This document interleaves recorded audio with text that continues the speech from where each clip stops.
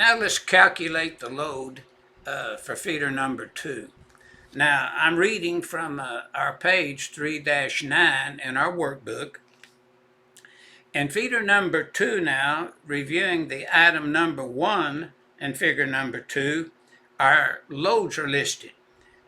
We have heavy loads, we have large motors, and a distribution center, with an amperage rating listed for each. Now moving into item number 2, we list the sections that should be reviewed, and then we calculate the load or loads based upon continuous duty. As illustrated and outlined in Article 100 for continuous duty, any load that operates for 3 hours or more, or could be considered to operate for 3 hours or more, really, has to be increased by 125%. So after these loads have been calculated and the math done, we come up with 27.875 amp for those loads based upon that voltage of 13.8 kV. Now, notice distribution panel board there has a load then of about 27.875 amp. And when we work our item number 3, based upon this calculated load, we would want to look at the detail 1 that's listed in 311.60C3.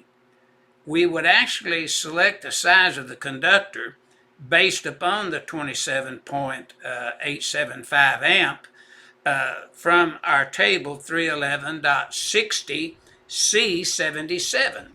I would like to point out now, you won't find the high voltage tables anymore in Article 310.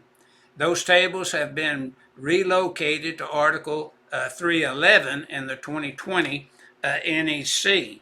Now, moving to item number 3, we are selecting the number of disconnects. Now remember, we have number 6 wires supplying these disconnects based upon the voltage being 13.8 kV, and we're using and installing 6 disconnects in compliance with 225.33a.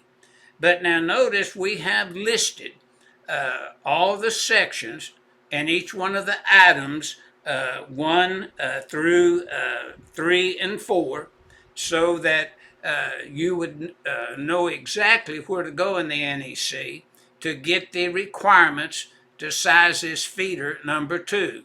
So with that information, this completes the sizing of the feeder number 2.